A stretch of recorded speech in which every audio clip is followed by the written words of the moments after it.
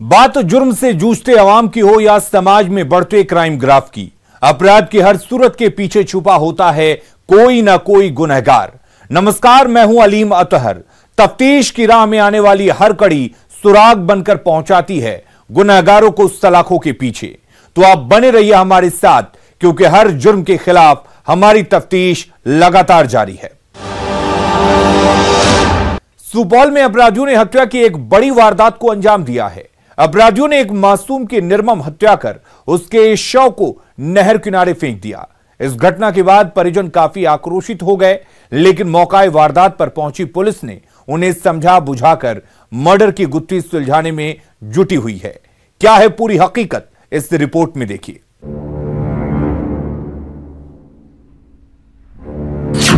13 वर्षीय मासूम की निर्मम हत्या।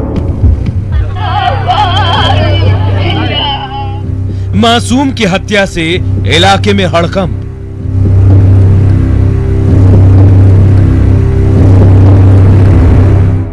युवक की हत्या से परिजनों में आक्रोश।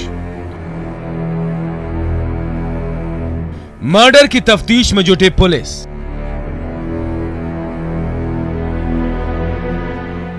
बिहार में अपराधियों का मनोबल 7वें आसमान पर है।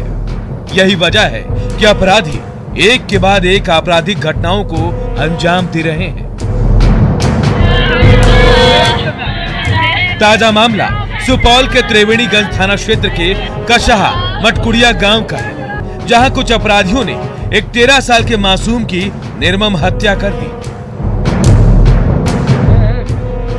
हत्या के इस वारदात से पूरे इलाके में हड़कंप मचा हुआ है। मृतक सौरभ कुमार की पहचान त्रिवेणीगंज थाना क्षेत्र के कशहा मटकुड़िया गांव के रूप में हुई है। घटना के बाद से परिजनों में कोहराम मचा हुआ है।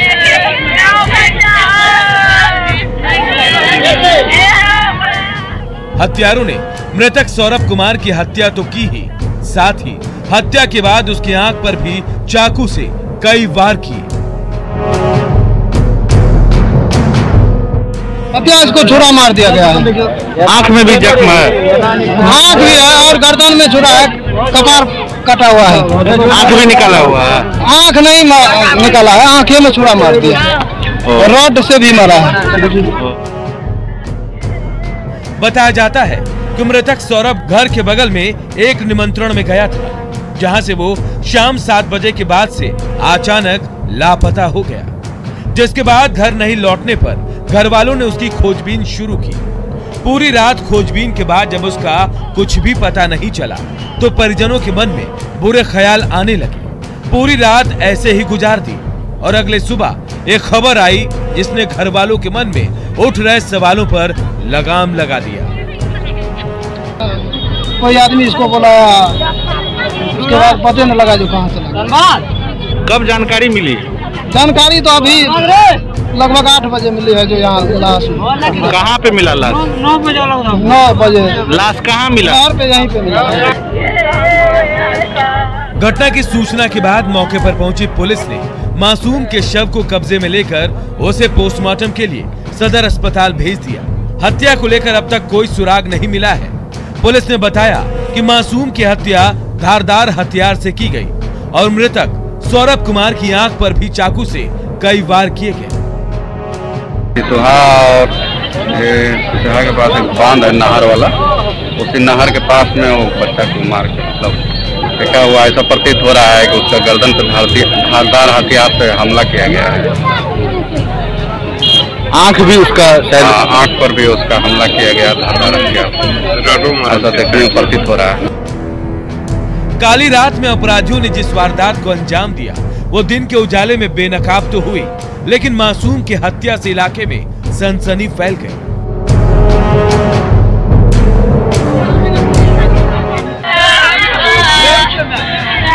हत्या की वजह को खंगालने और दरिंदों के गिरबान तक जल्द से जल्द पहुंचने के तमाम हथकंडों को पुलिस इस्तेमाल कर रही है। अब देखना है कि इस मासूम के हत्यारे कब तक पुलिस के हत्थे चढ़ते हैं और कब तक इस मासूम और इसके घर वालों को इंसाफ मिल पाता है।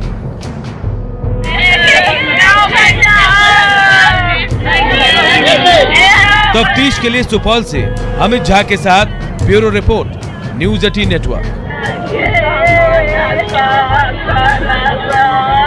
बिहार में अपराधी बेलगाम हो गए हैं। यही वजह है कि वो एक के बाद एक आपराधिक घटनाओं को बेखौफ होकर अंजाम दे रहे हैं, जिसे रोक पाने में नाकाम साबित हो रही पुलिस पर भी अब कई सवाल उठने लगे हैं।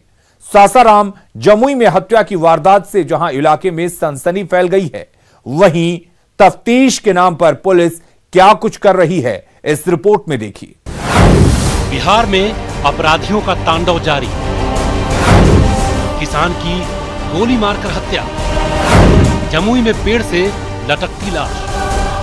कानून व्यवस्था को ठेंगा दिखाते अपराधी।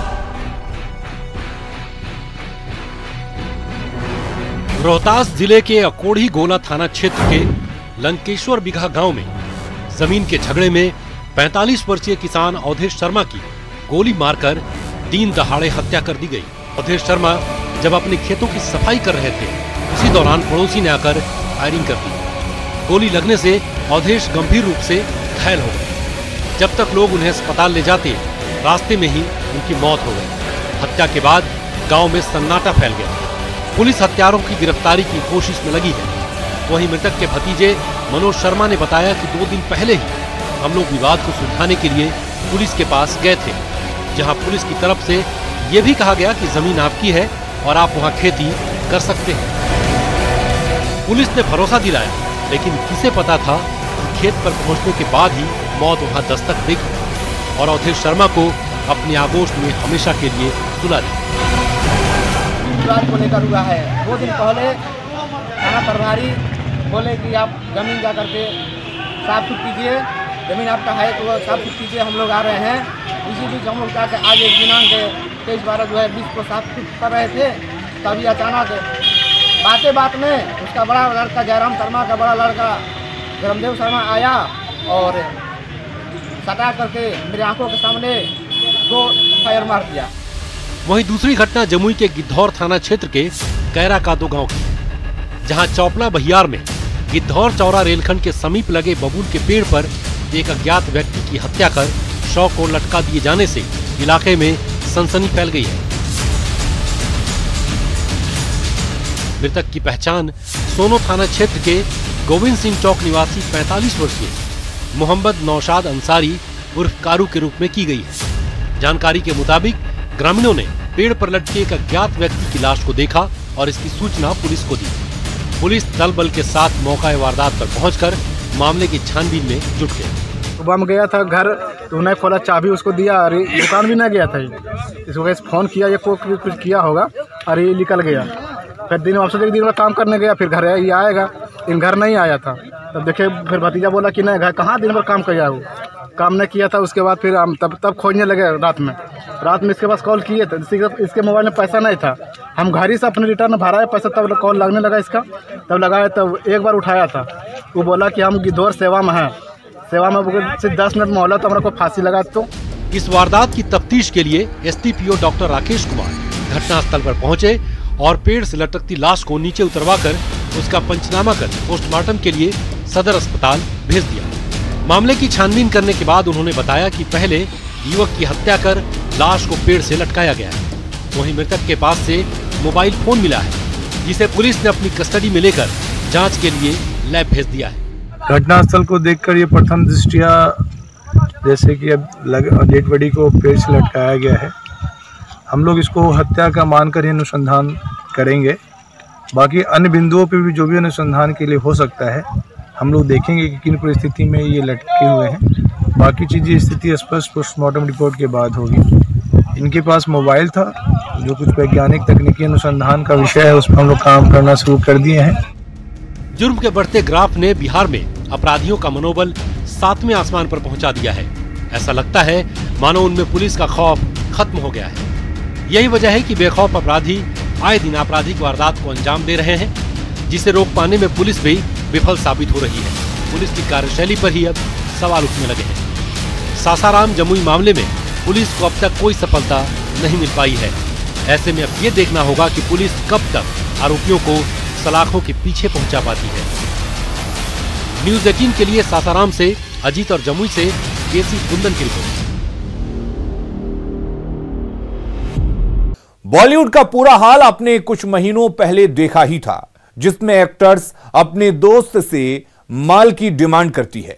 अब उसी से मिलते जुलती कहानी गोपालगंज में भी देखने को मिली है। जैसे ही इसकी भनक पुलिस को लगती है, उसके बाद पुलिस क्या कार्रवाई करती है, इस रिपोर्ट में देखिए। गोपालगंज की गुंडा पुलिस, वर्दी वाले गुंडे ने की लाइव पिटाई, सरे रहा युवक और उसकी बहन को पीटा, तमाशबीन बने रहे मोहल्ले के लोग।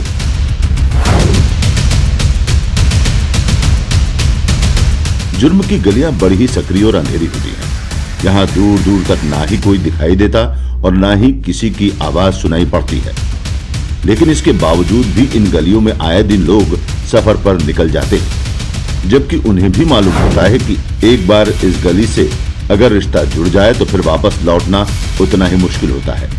ऐसी ही एक वारदात गोपालगंज से सामने आई है, जहां कुछ कानून के रखवालों ने एक युवक और उसकी बहन की बड़ी बेरहमी से पिटाई की।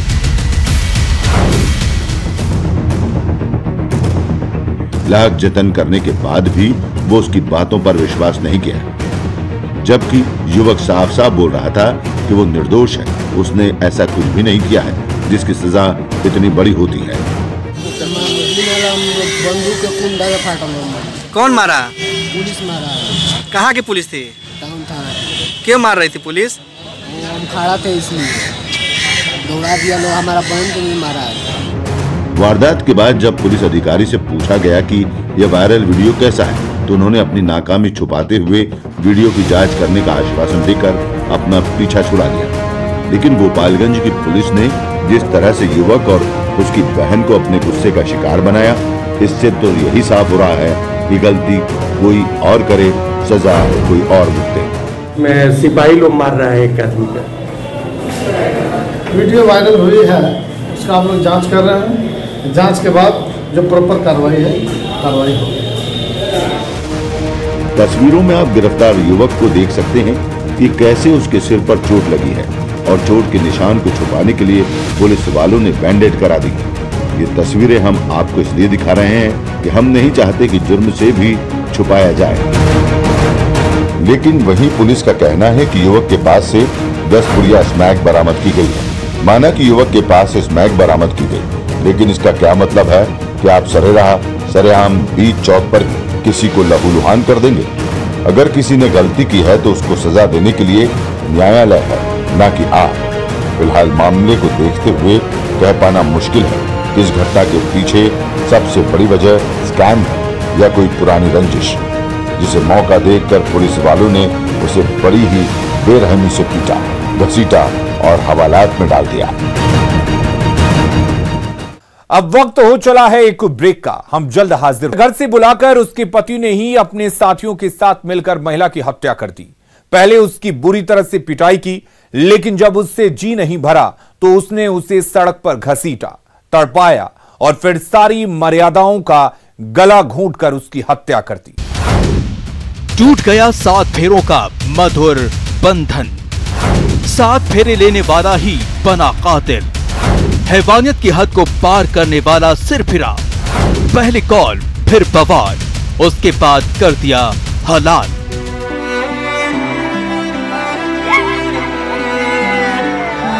वो उसके जीवन में उसका सुहाग बनकर आया था, जिसके लिए उसने उसके साथ 7 फेरे भी लिए, अग्नि को साक्षी मानकर कस्में भी खाई और समाज में सुकून से जीने की राह भी तैयार कर ली। लेकिन एक ऐसा वाकया जिसने पुरानी कहानी ही बदल दी। हुआ कुछ यूं कि परिवार में कुछ तालमेल ऐसा बिगड़ा जिसकी सजा उस विवाहिता को भुगतनी पड़ी। दरअसल मामला समस्तीपुर का है। रात के अंधेरे में सभी अपने घरों में नींद की आगोश में सो रहे थे कि मौका देखकर घात लगाए इस सिरफिरे ने सारी हदों को पार कर दिया। अरे लगल के रोड कात में 3-4 गोटा गए हैं, आज हबगा बोलते रहे, तकरा बाद से फोन से बतियेल, एकरा जान बोला लेलकै। हम तो घरे में सुतल, हम भी नहीं उठलिए, हमर बेटो नहीं उठल। आ तकरा बाद गाड़ी स्टार्ट केलकै हन, तकरा बाद एगो बच्चिया उठल हन कहना, तो मौसी के उठेलकै हन से मम्मी कहाँ, तो हमरा उठेलकै हन से पूनम कहाँ गेल, तो हमार छत आर पर खोजे लगलिए। आ तब नहीं 4 बल खोजे लेकर हमर बेटो उठल 4-5 गोटा रहे कौन किए ओकर पति 2 दिन 4 दिन पर 4 चक्का से यहाँ से अबैत रहे यहाँ धमकी दैत रहे कहीं से तोरे तू मोरना तो हम मरत छियो आ ना तो भाइयों को उठा लेबो बापो को उठा लेबो तोरो उठा देबो से ये कहते रहे। पहले उसने उसे कॉल दिया और अपने कुछ दोस्तों को भी बुलाया, जिसके बाद इन दोनों में बात शुरू हुई, जिसके बाद आक्रोशित शौहर ने अपनी पत्नी को पीटना शुरू किया। उसने भी अपने बचाव में इसको मारा। तभी मौका देखकर उसके दोस्त महिला पर वार करने लगे। बात बढ़ने लगी और महिला वहां से भागने की सोच रही थी कि उन दरिंदों ने उसे पकड़कर उसके हाथ पांव बांध दिए और उसे सुनसान जगह पर घसीटते हुए ले गए। हमर भाई ना फोन कल के 4 बजे भोर में दीदी पूनम नहीं मिले हो, तो हम कहले कि भागे वाला के फोन करके पूछी जे पूनम कहाँ हो, कह के नहीं मिले हो आ हम अबै रहे चैनपुर से, तो रास्ता में देख लिया घर से तनी आगे वो रोड कात में ही गिरल रहे। गिरल के बाद हम हल्ला के लिए तो सब गेले दौड़ कर। पहले से एकरा कह रहा है जे तुम मैं बाप के कहबी ना तो तोरा भाई बाप के दुनू के मार देबो। कौन कह रहा था? इसका पति बोल रहा था। पति का नाम है अरविंद। साजिश किसने रची, कब रची और क्यों रची, इसका भी पता चला, लेकिन तब तक देर हो चुकी थी। महिला चीखती रही, चिल्लाती रही, लेकिन अस्मत के लुटेरों पर उसका कोई असर नहीं हुआ। वो जो सोच कर आए थे उसे अंजाम देने में जुट गए। उन्होंने पहले उसे खूब पीटा, विरोध करने पर उसे बांधकर घसीटा और जब इतने से भी उन्हें सुकून नहीं मिला तो उसकी धारदार हथियार से वार कर उसका काम तमाम कर दिया। मुझे सूचना मिला कि एक डेड बॉडी रखा हुआ है, उस आधार पर मैं आया हूँ। यहाँ पता चला कि एक औरत है जिसका नाम है पूनम कुमारी, उम्र 27 वर्ष, पेशर कैलाश यादव, साकिन हरपुर रहीपुर उदौली, वार्ड नंबर 12 का है। उसका जो है से यहाँ पर परिजन भी है, उसको डेड बॉडी देखा गया, उसका विधिवत कार्रवाई की जा रही है। ये अभी क्लियर नहीं हुआ है कि हत्या किसके बारे में, पता अभी नहीं चल, पता लगाया जा रहा है। कभी न भूलने वाली वो रात, गुजरी सुबह का सूरज निकला, लोग खेतों की ओर जा रहे थे कि एक गांव का आदमी चीखते चिल्लाते हुए गांव की ओर भागा। लोग कुछ समझ पाते और रात की कहानी को सुन पाते उससे पहले उस महिला की लाश को देखकर वो सदमे में चले गए। किसी ने पुलिस को इत्तला की। मौका वारदात पर पहुंची पुलिस मामले की टोह लेने लगी। महिला का मोबाइल जब्त किया और कॉल रिकॉर्ड खंगालने लगी। उसके बाद साजिश के तार उसके पति से जुड़ने की बू आने लगी। पुलिस ने बिना देर किए मामला दर्ज कर आरोपियों की तलाश में जुट गई। अब देखना यह है कि काली रात में काले मंसूबों को पूरा करने वाले कब तक पुलिस की गिरफ्त में आते हैं।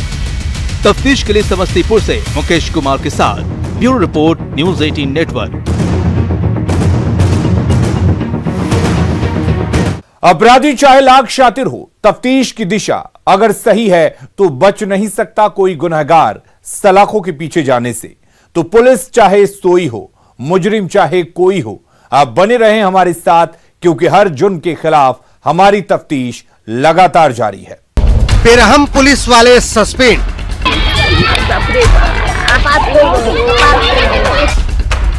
देख लीजिए यही है वो तस्वीर।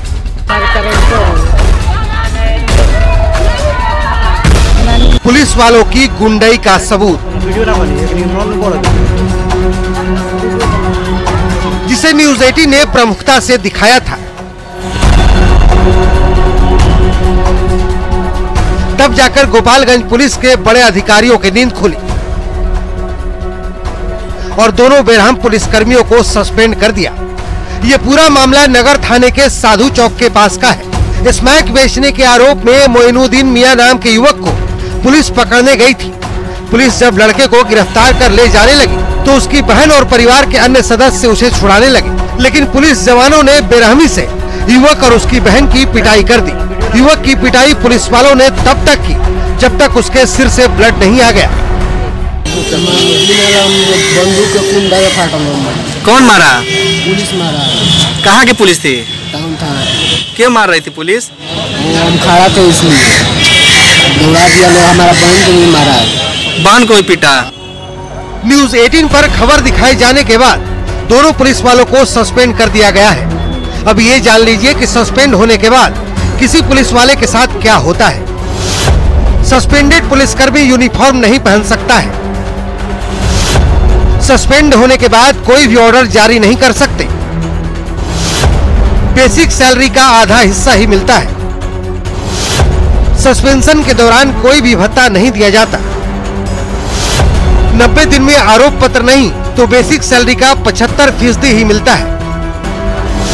सस्पेंड होने के बाद तैनाती होती है, हाजिरी लगानी पड़ती है, लेकिन काम कुछ भी नहीं करना होता है।